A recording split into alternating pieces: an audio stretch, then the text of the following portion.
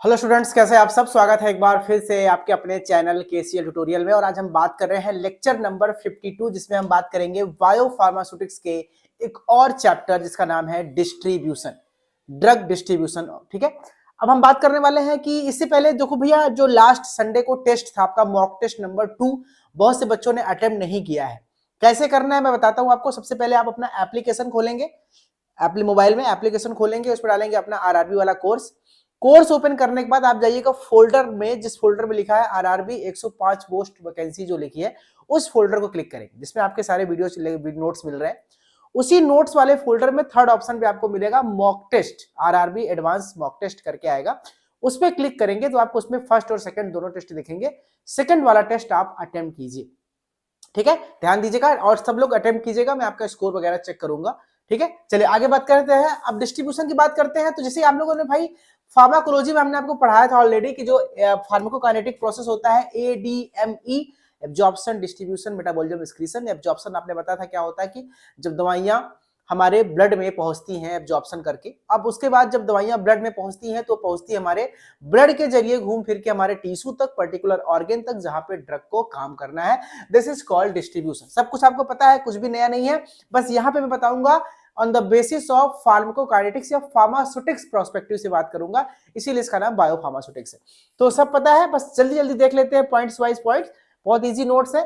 देखिए डिस्ट्रीब्यूशन क्या है। It is the reversible transfer of drug between the plasma and tissue. Blood से, plasma से और टिश्यू के बीच ड्रग का जो है वो रिवर्सिबल ट्रांसफर है, यानी ब्लड प्लाज्मा में जा सकता है, ब्लड से ड्रग जो है टिश्यू में जाएगा और टिश्यू से मेटाबोलाइज होकर वापस जो है वो ब्लड में आ जाएगा। तो दोनों चीजें होती है।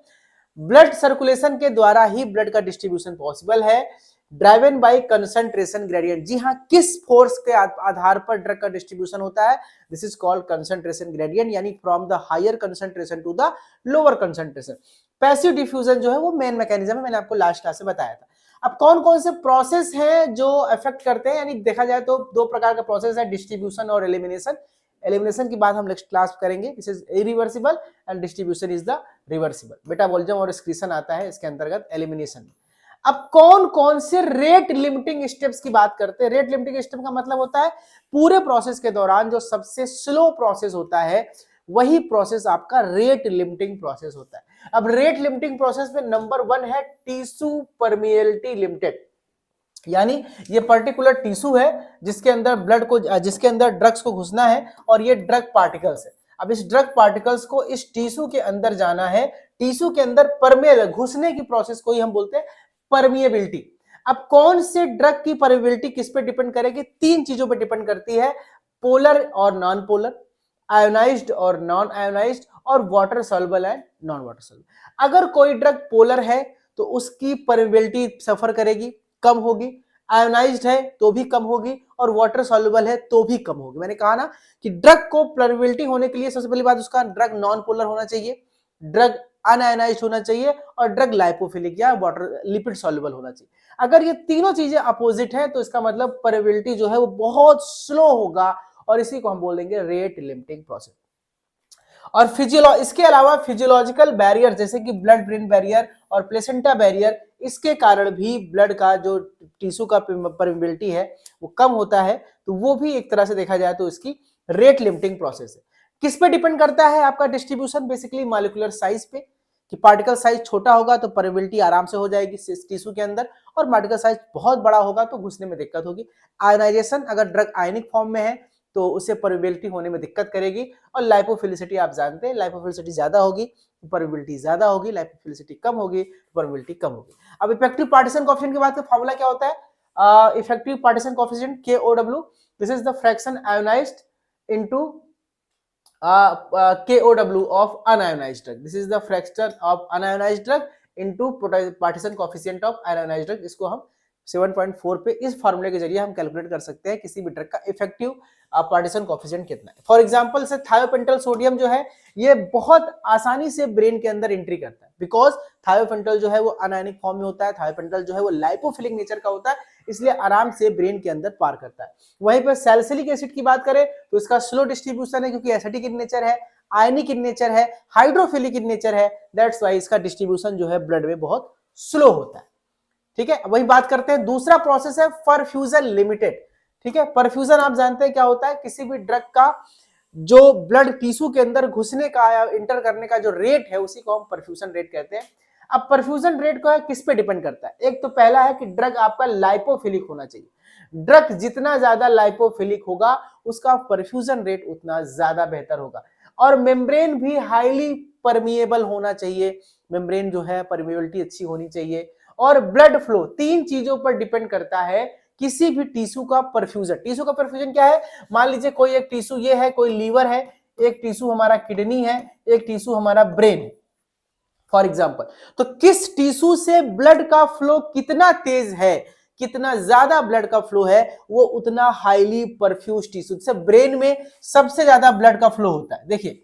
ठीक है, अगर मैं आपको इस तरह से दिखाऊं तो ब्रेन में सबसे अच्छा ब्लड फ्लो है। ठीक है, लीवर में भी ब्लड फ्लो थोड़ा सा ब्रेन से कम और बढ़िया है, और किडनी में ब्लड फ्लो जो है थोड़ा सा कम। तो सबसे ज्यादा ब्लड फ्लो ब्रेन में है तो हाईली परफ्यूज्ड ऑर्गन ब्रेन हुआ, उससे कम लीवर है तो लीवर भी हाईली परफ्यूज्ड हुआ, ब्रेन से कम, और किडनी से ज्यादा और किडनी में कम। ठीक है, इसी तरह से बोन सबसे कम, बोन जो होता है हड्डी, जो बोन होता है वो सबसे कम परफ्यूज्ड ऑर्गन होता है क्योंकि उसमें ब्लड फ्लो बहुत कम होता है। ठीक है, अब डिपेंड करिए, अगर हम आपसे कहें कि ब्लड फ्लो के आधार पर, परफ्यूजन के आधार पर हम ऑर्डर ऑफ परफ्यूज टिश्यू की बात करें तो सबसे ज्यादा ब्रेन होता है, उसके बाद लीवर, फिर किडनी, फिर मसल, फिर फैट। याद कर लीजिएगा, सबसे कम परफ्यूजन फैट में, इसके बाद बोन भी आता है, मसल आपका इसमें है, सबसे हाईली ऑर्गन जो है ब्रेन, फिर लीवर, फिर किडनी, फिर मसल, फिर फैट। इस सीक्वेंस को याद रखिएगा, इट इज वेरी इंपॉर्टेंट। अब कुछ फार्मास्यूटिक्स की बात करें, अभी तक जो हमने बात किया वो फार्माकोलॉजी की बात थी, अब कुछ इसके फार्मास्यूटिक्स की बात कर लेते हैं। जी हाँ, परफ्यूज टिश्यू जो होते हैं इसको हम, इसका डिस्ट्रीब्यूशन रेट कांस्टेंट निकालते हैं, इसके फॉर्मूले को याद करके चलिए। डिस्ट्रीब्यूशन रेट कांस्टेंट क्या है कि किसी भी ऑर्गन में कितना वो परफ्यूज्ड रेट क्या है उस ऑर्गन का, और उसके आधार पर ड्रग का डिस्ट्रीब्यूशन कितना ज्यादा होगा। इसी के आधार पर हम कौन सी दवा किडनी पेशेंट को देना है, कौन सी लीवर में काम करनी है, कौन से ब्रेन में काम करनी है, हम डोज को डिसाइड करते हैं किसी मेडिसिन के। For example, distribution constant KT equal to perfusion rate upon KT/B। ठीक है, ध्यान दीजिएगा, ये आपका ये फॉर्मूला है। और जो TC डिस्ट्रीब्यूशन हाफ लाइफ है इसको हम निकाल सकते हैं, distribution half life equal to 0.693 के अपॉन KT या 0.693 के TB अपॉन परफ्यूजन रेट। ये फॉर्मूले याद करके चलिए, इस फॉर्मूले से भी क्वेश्चन आपसे एग्जाम में आ सकते हैं कि डिस्ट्रीब्यूशन रेट और परफ्यूजन रेट के बीच क्या रिलेशनशिप होता है। ठीक है, चलिए आगे बात करते हैं। अब हम बात करते हैं कुछ फिजियोलॉजिकल बैरियर्स। जी हाँ, डिस्ट्रीब्यूशन में कुछ फिजियोलॉजिकल बैरियर्स भी काम करते हैं। बैरियर का मतलब क्या है, जैसे मान लीजिए कि एक ये पाइप है, ये पाइप खुली हुई पाइप है और इसमें से हम कोई पानी इसमें से फ्लो कर रहे हैं और ये पाइप ओपन है तो इसके बीच कोई बैरियर नहीं है। लेकिन अगर इसी पाइप के ऊपर भाई साहब हम कोई जाली लगा दें, तो जाली अगर लगा दें तो क्या पूरा पहले की तरह ही ब्लड का फ्लो या पानी का फ्लो होगा? नहीं, कुछ पानी का पार्टिकल रुकेगा। ठीक है, तो इसी जाली को हम कह सकते हैं उसका बैरियर। उसी तरह से हमारे ऑर्गन्स जो होते हैं, जो टिश्यू होते हैं, उसके मेम्ब्रेन के ऊपर, उसके ऊपर कुछ ऐसी लेयर्स होती हैं, कुछ ऐसे झिल्लियां होती हैं, कुछ पोरस होती है, जिसकी वजह से वो बैरियर का काम करता है, उसी को हम बोलते हैं। तो कुछ फिजियोलॉजिकल बैरियर में पहला बैरियर है कैपिलरी मेम्ब्रेन। ब्लड कैपिलरी, जिसमें ब्लड फ्लो हो रहा है, वो खुद मेम्ब्रेन एक तरह का बैरियर काम करता है। बहुत सी दवाइयां जिसका पार्टिकल साइज बहुत बड़ा है, ठीक है, 600 डाल्टन से बड़ा है, वो ड्रग कैपिलरी को पार नहीं कर पाती। लेकिन जिसका साइज 600 डाल्टन से छोटा है वो आराम से परमिएबल करते हैं, पार कर जाते हैं। और जो ड्रग हाईली प्रोटीन बाउंडेड है, देखिए ध्यान समझिएगा, कोई ड्रग फ्री फॉर्म में है और कोई ड्रग जो है, आप ये कहिए कि फ्री के साथ उसमें क्या है, हम कह सकते हैं कि प्रोटीन की बाइंडिंग है। अब ये ड्रग फ्री है, ये ड्रग प्रोटीन बाउंडेड है, तो फ्री वाला ड्रग का पार्टिकल साइज छोटा हो गया, आराम से मूव कर सकता है, ये थोड़ा सा भारी हो गया, बड़ा हो गया। तो इस केस में कह सकते हैं कि जो कैपिलरी मेम्ब्रेन के जरिए जो ब्लड का फ्लो है वो प्रोटीन बाउंड ड्रग का कम होता है, क्योंकि वो भारी हो जाता है, और फ्री ड्रग का ज्यादा अच्छा होता है। दूसरे बैरियर की अगर हम बात करें तो वो हमारी बॉडी का सेल मेम्ब्रेन भी एक अपनी तरह का बैरियर है। कैसे? क्योंकि वो लिपिड का बना होता है, और लिपिड वाले जो बैरियर होते हैं वो अनआयोनाइज्ड ड्रग को, लाइपोफिलिक ड्रग को ही ब्लड को पार करने देंगे, ड्रग को पार। लेकिन जो ड्रग आयनिक फॉर्म में है, जो ड्रग हाइड्रोफिलिक नेचर का है, उसको पार नहीं होने देंगे, एक फिल्टर लगा के रोक देंगे, उसी को हम सेल मेम्ब्रेन बैरियर कह सकते हैं। एक तीसरा बहुत इंपॉर्टेंट है ब्लड ब्रेन बैरियर, क्योंकि हमारे ब्लड में जो ग्लियल सेल्स होते हैं। अगर आप कभी ब्रेन का स्ट्रक्चर देखेंगे तो ब्लड में जो ग्लियल सेल होते हैं वो इतने आपस में कॉम्प्लिकेटेड तरीके से सटे होते हैं कि यहां से किसी भी डग को पार कर पाना मुश्किल होता है। ये जो टाइट जंक्शन है ग्लियल सेल का, यही बनाता है ब्लड ब्रेन बैरियर। और इसका कारण है जो ड्रग हाईली लाइपोफिलिक नेचर का होगा सिर्फ वही इस ग्लियल जंक्शन को पार कर सकता है। ब्रेन में वही दवाइयां पहुंचेंगी जो हाईली लाइपोफिलिक इन नेचर, ठीक है। और एक बीमारी एक होती है मेनिंजाइटिस। आप जानते हैं मेनिंजाइटिस क्या होता है? आपके ब्रेन की लेयर्स के अंदर इन्फ्लामेशन होने लगता है। जब इन्फ्लामेशन होने लगता है तो आप क्या देखते हैं, इन्फ्लामेशन के कारण ये जो बाइंडिंग बहुत टाइट थी ये थोड़ी सी ढीली हो जाती है।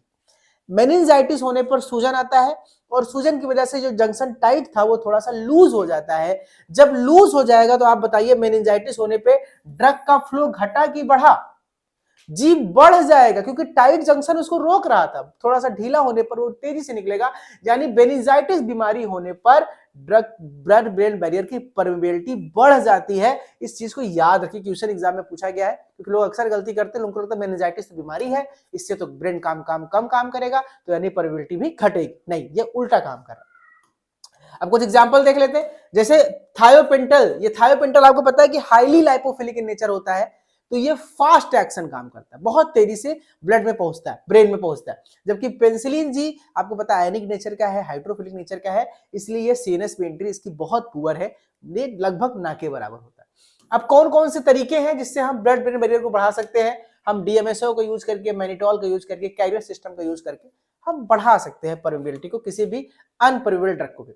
अगला बैरियर है ब्लड सीएसएफ बैरियर। आपको पता है सीएसएफ सेरेब्रोस्पाइनल फ्लूइड जो ब्रेन में पाया जाता है, उसमें फ्री प्लाज्मा ड्रग होने पर वो भी एक तरह का बैरियर काम करता है, तो लाइपोफिलिक ड्रग को पार करेगा और हाइड्रोफिलिक ड्रग को पार नहीं करेगा। प्लेसेंटल बैरियर की बात कर ले तो आपको पता है कि जो महिलाएं प्रेग्नेंट हैं और उनके पेट में जो फीटस है, वो जो कनेक्शन प्लेसेंटा के जरिए है, उसी प्लेसेंटा के जरिए बच्चे को न्यूट्रिशन मिल रहा है, वो भी एक तरह का प्लेसेंटल बैरियर का काम करता है। और ब्लड ब्रेन बैरियर कंपेयर में कम इफेक्टिव है, लेकिन पार्टिकल साइज अगर किसी भी ड्रग का 1000 डाल्टन से कम है और लाइपोफिलिक ड्रग है तो आराम से ब्लड प्लेसेंटा को पार करके बच्चे में पहुंच जाएगा। फर्स्ट ट्राइमेटर में टेराटोजेनिक रिस्क होता है, यानी कुछ दवाइयां ऐसी होती हैं जिसको खाने से वो मां के द्वारा वो बच्चे को ब्लड प्लेसेंटा बैरियर को पार करके बच्चे में पहुंचेगा तो बच्चे को बीमार कर सकता है। जैसे थैलिडोमाइड है, आइसोट्रेनेटोइन है, फेरिटोइन है। इन ड्रग का इस्तेमाल कभी भी प्रेगनेंसी के पहले ट्राइमेस्टर में तो बिल्कुल भी नहीं करना चाहिए। अब ब्लड टेस्टिस बैरियर, ये मेल के अंदर ये भी एक तरह का टाइट जंक्शन है और इसमें भी सेमनीफेरस ट्यूब्यूल होने के कारण ये भी एक तरह का बैरियर बनाता है, ठीक है। अब आते हैं फैक्टर्स अफेक्टिंग डिस्ट्रीब्यूशन पे। भाई डिस्ट्रीब्यूशन तो आप समझ में आ गया कि भाई क्या है कि ब्लड में जब ड्रग आया है बाय द एब्जॉर्प्शन, अब उसे टिश्यूज के अंदर पहुंचाना है, इसे कहते हैं डिस्ट्रीब्यूशन। अब डिस्ट्रीब्यूशन क्या कई सारे फैक्टर्स पे इफेक्ट करेगा? जी हाँ, बहुत सारे ऐसे फैक्टर्स होंगे जिसकी वजह से डिस्ट्रीब्यूशन हमारा प्रभावित होगा। उसमें सबसे पहला है एज। जो इन्फेंट्स हैं उसमें एल्ब्यूमिन का ब्लड प्रोटीन एल्ब्यूमिन का फ्लो कम होता है, ब्रेन पेनिट्रेशन में ज्यादा होता है, और एल्डरली में भी एल्ब्यूमिन का, यानी एसिडिक ड्रग, क्योंकि एल्ब्यूमिन से एसिडिक ड्रग बाइंड करता है, तो जितने भी एसिडिक ड्रग होंगे वो इन्फेंट में और बूढ़ों में, बच्चों में और बूढ़ों में उसका डिस्ट्रीब्यूशन बहुत कम होगा, क्योंकि उनके बॉडी में एल्ब्यूमिन की मात्रा कम होती है। इसको समझना है। प्रेगनेंसी की बात करें, जब महिला प्रेग्नेंट होती है उस समय उसके बॉडी में ब्लड का वॉल्यूम बढ़ जाता है। जब ब्लड का और ईसीएफ का वॉल्यूम बढ़ता है तो एल्ब्यूमिन का वॉल्यूम घटता है। इसका मतलब एसिडिक ड्रग, जो एसिडिक बाउंड ड्रग है, उसका डिस्ट्रीब्यूशन घटेगा और अल्फा ग्लाइकोप्रोटीन यानी बेसिक ड्रग की बाउंडिंग जो है वो बढ़ेगी। ओबेसिटी की बात करें, अगर कोई व्यक्ति बहुत मोटा है तो उस पर भी अधर असर पड़ता है उसके ड्रग के डिस्ट्रीब्यूशन का। ज्यादा फैट होने का मतलब है उसकी बॉडी में volume of distribution of lipophilic drug बढ़ेगा। उसके बॉडी में फैट ज्यादा है तो लाइपोफिलिक ड्रग को ज्यादा वॉल्यूम मिलेगा फ्लो करने के लिए, और इस केस में लाइपोफिलिक नेचर के ड्रग की जो चांसेस है डिस्ट्रीब्यूशन है वो बढ़ सकते हैं। डिजीज की बात करें तो कुछ डिजीज ऐसे भी है जिसकी वजह से भी आपका डिस्ट्रीब्यूशन प्रभावित होता है, जैसे कि हाइपोएल्बुमिनिया। अगर किसी की बॉडी में एल्ब्यूमिन की कमी हो गई तो उस केस में एसिडिक ड्रग का ट्रांसफ्यूजन डिस्ट्रीब्यूशन घटेगा। अगर अल्टर्ड परफ्यूजन हो गया या पीएच वगैरह चेंज हो गया किसी बीमारी से, ये सारे फैक्टर्स हैं जिससे कि डिस्ट्रीब्यूशन आपका प्रभावित हो सकता है। बहुत सारे ड्रग इंटरेक्शन भी है, जैसे प्रोटीन बाइंडिंग जो है, अगर प्रोटीन बाइंडिंग डिस्प्लेसमेंट हो रहा है, जैसे वारफेरिन जो है फिनाइल ब्यूटाजोन के साथ मिलकर प्रोटीन बाइंडिंग डिस्प्लेसमेंट कर रहा है, इससे भी ड्रग डिस्ट्रीब्यूशन आपका प्रभावित होता है। अब वॉल्यूम ऑफ डिस्ट्रीब्यूशन की बात कर ले, हमारे बॉडी में जब भी कोई ड्रग हम जाता है तो वो ड्रग हमारी बॉडी के फ्लूइड में, ब्लड प्लाज्मा में डिसॉल्व होता है और बॉडी में सर्कुलेट होता है, इसी को हम वॉल्यूम ऑफ डिस्ट्रीब्यूशन कहते हैं। तो amount of drug in body जो है वॉल्यूम ऑफ डिस्ट्रीब्यूशन है, और प्लाज्मा ड्रग कंसंट्रेशन के हिसाब से। तो plasma drug concentration, amount of drug in body is called hypothetical volume, indicates extent of tissue binding. अब इंटरप्रिटेशन देखिए, अगर किसी भी ड्रग का वॉल्यूम ऑफ डिस्ट्रीब्यूशन 10 लीटर से कम है तो इसका मतलब उसमें प्लाज्मा प्रोटीन बाइंडिंग जो है काफी ठीक ठाक हुई है। और अगर किसी ड्रग का वॉल्यूम ऑफ डिस्ट्रीब्यूशन 42 लीटर से ज्यादा है तो टिश्यू बाइंडिंग जो है वो ज्यादा हुई है। ध्यान दीजिएगा, अगर 10 लीटर से कम आ रहा है इसका मतलब वो ड्रग प्लाज्मा में बाइंडिंग हुई है, और अगर किसी का वॉल्यूम ऑफ डिस्ट्रीब्यूशन 42 लीटर के आसपास है या उससे भी ज्यादा है तो इसका मतलब वो ड्रग टिश्यू से बाइंड किया है, टिश्यू के फ्लूइड से बाइंड किया है। प्रोटीन बाइंडिंग आप जानते हैं कि जो ड्रग फ्री होता है केवल वही डिस्ट्रीब्यूट करता है, बाउंडेड ड्रग जो है वो क्या होता है, वो रुक जाता है। तो केवल फ्री ड्रग ही एक्टिव है, मेटाबोलाइज होता है, उसकी होता है। प्लाज्मा प्रोटीन कौन कौन से बॉडी में होते हैं जान लीजिए। एल्बुमिन प्रोटीन होता है, अल्फा ग्लाइकोप्रोटीन होता है, लाइपोप्रोटीन और ग्लोब्यूलिन। एल्बुमिन से एसिडिक नेचर के ड्रग बाइंड करते हैं, फॉर एग्जांपल वारफेरिन, सोडियम, सारे एसिड्स। अल्फा ग्लाइकोप्रोटीन से बेसिक नेचर के ड्रग बाइंड होते हैं, for example lidocaine, propranolol. Lipoprotein से सारे लाइपोफिलिक नेचर के ड्रग, और ग्लोब्यूलिन से आपके स्टेरॉइड्स और विटामिन का आपका बाइंडिंग होता है। ये सारे पॉइंट्स याद करके चलिए, बहुत इंपॉर्टेंट एग्जाम के हिसाब से। अब कुछ साइट्स याद कर लेते हैं, कौन कौन से साइट होते हैं। तो एल्बुमिन में आपको पता है 4 साइट होते हैं, आपने पढ़ा है, आप ऑलरेडी फार्मास्यूटिक्स में, कोलॉजी में पढ़ा है। Site 1, site 2, site 3, site 4। Site 1 में वारफेरिन साइट कहते हैं, साइट 2 को डाइजापाम साइट बोलते हैं, साइट 3 को डिजिटॉक्सिन और साइट 4 को टेमोक्सिफेन। याद करिएगा चारों साइट को, कौन सा ड्रग बाइंड करता है, किस नेचर का ड्रग बाइंड करता है, याद कर लीजिएगा। अब ब्लड सेल बाइंडिंग की बात करें तो आरसीबी में करीब 95% ड्रग बाइंड करता है, क्योंकि उसमें जो बाइंड करने वाला कंपोनेंट है वो हीमोग्लोबिन है, जिससे फेंटोइन बाइंड करता है। कार्बोनिक एनहाइड्रेस से एस्टाजोलामाइड बाइंड करता है, और सेल मेम्ब्रेन से इमिप्रामिन। ये 3 एग्जांपल बहुत जरूरी है, इसको याद कर लीजिएगा, ये क्वेश्चन आए हुए हैं।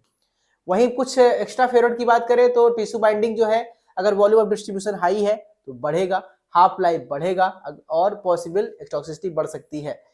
ठीक है, लीवर में पैरासीटामोल ज्यादा होने के कारण हेपेटॉक्सिसिटी कॉज कर सकता है। बोन में टेट्रासाइक्लिन प्रॉब्लम कर सकता है। फैट के केस में थायोपेंटल, आई के केस में क्लोरोक्वीन, किडनी में हैवी मेटल्स, और स्किन और हेयर में क्लोरोक्वीन। ये सारे किस ऑर्गन पे कौन सा ड्रग एडवर्स इफेक्ट प्रोड्यूस कर रहा है उसका यहाँ पे लिस्ट है। अब ड्रग डिस्प्लेसमेंट इंटरेक्शन की बात करें तो हाई प्रोटीन बाउंडिंग ड्रग जो है वो ज्यादा जो है वो डिस्प्लेस होता है, तो जब डिस्प्लेस होता है तो फ्री ड्रग की संख्या बढ़ती है। तो ये यहाँ पे इसी तरह से इसको बारे में बताया गया है। क्लिनिकल सिग्निफिकेंस, फार्माकोकाइनेटिक्स जो है, प्रोटीन बाइंडिंग अगर बढ़ेगी तो क्लियरेंस घटेगा, प्रोटीन बाइंडिंग घटेगी तो क्लियरेंस बढ़ेगा। फार्माकोडायनामिक्स में बात करें, जितना ज्यादा फ्री ड्रग होगा उतना इफेक्टिव होगा, उतना ही टॉक्सिसिटी प्रोड्यूस करेगा। ये वेल नोन बातें हैं। चलिए आते हैं अपने एमसीक्यूज की तरफ। एमसीक्यूज देखना स्टार्ट करते हैं और बताते हैं कि कितने क्वेश्चंस हम लोग यहाँ पे कर पा रहे हैं। तो चलिए क्वेश्चन नंबर 1 आपके सामने रहा कि drug distribution is best defined as. क्या डेफिनेशन है ड्रग डिस्ट्रीब्यूशन की? चारों ऑप्शन ध्यान से पढ़िए और इसका जवाब दीजिए। स्क्रीन पे आपके सवाल है, मैं हट जा रहा हूं, चारों ऑप्शन खुद ध्यान से पढ़िए और जवाब दीजिए। जी हाँ, बिल्कुल, वेरी गुड, सही जवाब आ गया है। ऑप्शन नंबर बी सही है, reversible transfer of drug between plasma and tissue. Question number 2, the primary driving force for drug distribution between plasma and tissue. Plasma से टिश्यू के बीच जो ड्रग का प्राइमरी फोर्स क्या है, जिसके जरिए ड्रग का डिस्ट्रीब्यूशन होता है, वो क्या है? चार ऑप्शन ध्यान से पढ़िए।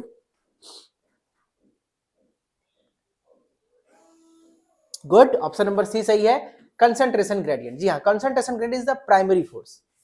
Question number 3, distribution of a drug is said to be permeability rate limited.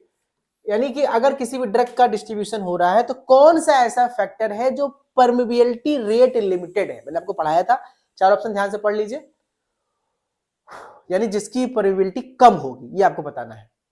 Lipophilic तो अच्छा परमिबिलिटी होता है, highly perfused very good, ionized और वाटर सॉल्युबल का परमिबिलिटी कम होता है, और हाई प्लाज्मा कंसंट्रेशन सही, ऑप्शन नंबर सी सही है, आयोनाइज्ड और water soluble. Question number 4, which physicochemical property most favours rapid penetration of drug across cell membrane. Cell membrane के अंदर किसी भी ड्रग को घुसने के लिए सबसे प्रॉपर, सबसे बड़ा प्रॉपर्टी क्या होना चाहिए बताइए। सेल मेम्ब्रेन के अंदर घुसने की बात हो रही है। ध्यान से पढ़िए चारों चीज। सेल मेम्ब्रेन का नेचर आपको पता है कैसा होता है, लाइपोफिलिक। ठीक है, very good. Option number C सही है, high lipid solubility. Question number 5, thiopental shows rapid onset of action after IV injection mainly due to। Thiopental एक दवा है, एनेस्थीसियम देते हैं, इसको जैसे ही आईवी लगाते हैं ये ब्रेन में तुरंत पहुंच के अपना एक्शन शुरू करता है। ऐसा क्यों क्यों क्यों क्यों? चारों ऑप्शन ध्यान से पढ़िए, चारों ऑप्शन ध्यान से पढ़िए, आपको जवाब मिल जाएगा। थोड़ी देर पहले मैंने आपको सारे पॉइंट्स, फैक्टर्स को एक्सप्लेन किया था, पढ़ लिया? Very good, very good. सही जवाब है option number C, high lipid solubility and high brain perfusion. इस कारण से थायोपेंटल सोडियम जो है आसानी से ब्लड में बहुत जल्दी पहुंचता है। इन परफ्यूजन लिमिटेड ड्रग, यानी ऐसा ड्रग जिसकी परफ्यूजन रेट बहुत कम है डिस्ट्रीब्यूशन में, the rate of distribution primarily depend on. ठीक है, ऐसे ड्रग्स जिसका परफ्यूजन रेट बहुत कम है या लिमिटेड है, उसमें जो रेट ऑफ डिस्ट्रीब्यूशन है वो किस फैक्टर पर आधारित होता है? चार ऑप्शन ध्यान से पढ़िए। सबसे ज्यादा परफ्यूजन लिमिटेड ड्रग जो है सबसे ज्यादा किस फैक्टर पर प्रभावित होता है? ठीक है, परफ्यूजन लिमिटेड ड्रग को पता करता है ब्लड फ्लो पर। जिस ऑर्गन में जितना ज्यादा ब्लड फ्लो होगा उसमें परफ्यूजन उतना बेहतर होगा। ये मैंने आपको बताया था, ऑप्शन नंबर बी सही। चलिए क्वेश्चन नंबर 7 की तरफ चलते हैं। बताइए भैया, बहुत आसान सवाल है। परफ्यूजन ऑर्डर बताना है आपको डिक्रीजिंग मैनर में। सबसे ज्यादा कहां परफ्यूजन ऑर्गन है और सबसे कम कौन? चार ऑप्शन ध्यान से पढ़िए, थोड़ी देर पहले समझाया था आपको, बहुत अच्छे समझाया था, मेरे ख्याल से जवाब आपको मिल जाना चाहिए। पढ़िए पढ़िए पढ़िए, कौन सा जवाब सही है? सारे में सबसे परफ्यूज ऑर्गन आपको पता है क्या है? ब्रेन है। ऑप्शन नंबर बी, ब्रेन के बाद लीवर, लीवर के बाद किडनी, किडनी के बाद मसल। जी।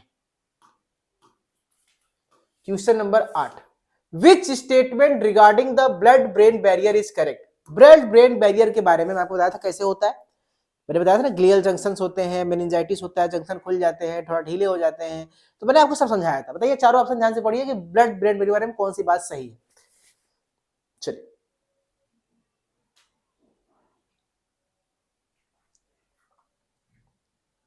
समझ में आ गया होगा? जी हाँ, जवाब मिल गया है। जी बिल्कुल सही जवाब है option number B. Meningitis condition में परमेबिलिटी बढ़ जाती है क्योंकि जंक्शंस जो है ढीले हो जाते हैं। Question number 9, which drug shows poor penetration into CNS under normal condition? Normal condition में भी कौन सा ड्रग सीएनएस में सबसे कम इंटर करेगा? अब आपको समझना है कौन सा ड्रग आयनिक नेचर का है और कौन सा ड्रग लाइपोफिलिक नेचर का। जो आयनिक और लाइपोफिलिक होगा, सॉरी हाइड्रोफिलिक होगा, वो सबसे कम इंटर करेगा। थायोपेंटल लाइपोफिलिक, डायजापाम लाइपोफिलिक, प्रोपेनोनॉल जो है वो एसिडिक नेचर का है, पेंसिलिन जी भी है लेकिन penicillin G is more acidic. Option number C सही। प्रोपेनोलॉल एसिडिक नेचर का नहीं, सॉरी, ये भी बेसिक नेचर का है। ये दोनों हाइड्रोफिलिक, ये सबसे कम। ऑप्शन नंबर सी।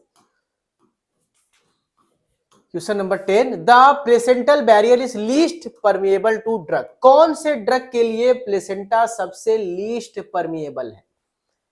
लाइपोफिलिक के लिए, एनानाइज्ड के लिए, लो मॉलिक्यूलर वेट के लिए, हाई प्रोटीन बाउंड के लिए। देखिए लो मॉलिक्यूलर वेट आराम से जाएगा, 1000 डाल्टन से कम। लाइपोफिलिक भी आराम से जाएगा, प्रोटीन बाइंडिंग भी जाएगा, अनआयोनाइज्ड ड्रग जो है वो भी जाएगा। ऑप्शन नंबर डी सॉरी सही है, डी सही है। जो प्रोटीन बाउंड ज्यादा होगा, वो साइज बढ़ जाएगा उसका, तो वो इंटर नहीं कर पाएगा। Question number 11, a drug having an apparent volume of distribution is 8 litre. मैंने ध्यान से आपको बताया था कि 2 लीटर था। वॉल्यूम ऑफ डिस्ट्रीब्यूशन जो है वो लेस देन 10 और volume of distribution is greater than 42। मैंने बताया था ना, दो चीजें पैरामीटर है। एक 10 से कम वाला जो होता है वो आपके ब्लड में, प्लाज्मा में डिस्ट्रीब्यूट होता है, और जो 42 से ऊपर है वो टिश्यू में। तो आपको पूछ रहा है कि अगर 8 लीटर है, ये क्वेश्चन घुमा फिरा का पूछेगा, तो वो कहां डिस्ट्रीब्यूट हो रहा है? जवाब तो मिल गया होगा, चार ऑप्शन ध्यान से पढ़ लीजिए। मिल गया? वेरी गुड, ऑप्शन नंबर सही है B, it is confirm mainly by plasma. Question number 12 तरफ चलते हैं। Which drug is associated with extremely high apparent volume of distribution due to extensive tissue burning? किस ड्रग का वॉल्यूम ऑफ डिस्ट्रीब्यूशन सबसे ज्यादा होता है? इसका जवाब आपको देना है। चारों ऑप्शन ध्यान से पढ़ लीजिए। ये थोड़ी सी अगर आपको फार्माकोलॉजी पता है या उसके नेचर पता है तो आप बता पाएंगे। मैं इसका जवाब दे रहा हूं। ऑप्शन नंबर सी इसका शायद क्लोरोक्वीन सही है। वारफेरिन भी लग रहा है, एक बार क्रॉस चेक कीजिएगा। ठीक है, मुझे क्लोरोक्वीन भी लग रहा है, वारफेरिन भी लग रहा है, मेरे ख्याल से वारफेरिन ही सही है। एक बार आप देख लीजिएगा। Question number 30, which plasma protein primarily bind with acidic drug? जैसे वारफेरिन है एसिडिक नेचर का, एनासिड्स है एसिडिक नेचर का, तो एसिडिक नेचर किस प्लाज्मा प्रोटीन से बाइंड करता है? मैंने बहुत बार बताया आपको, बिल्कुल आसान जवाब है, आपको मतलब मिल चुका होगा। ठीक है, एसिडिक नेचर की बात हो रही है। ठीक है, एल्ब्यूमिन कहां है? Option number C, albumin, human serum albumin. Question number 40, displacement of highly protein bounded drug from plasma protein is clinically most significant when the drug has।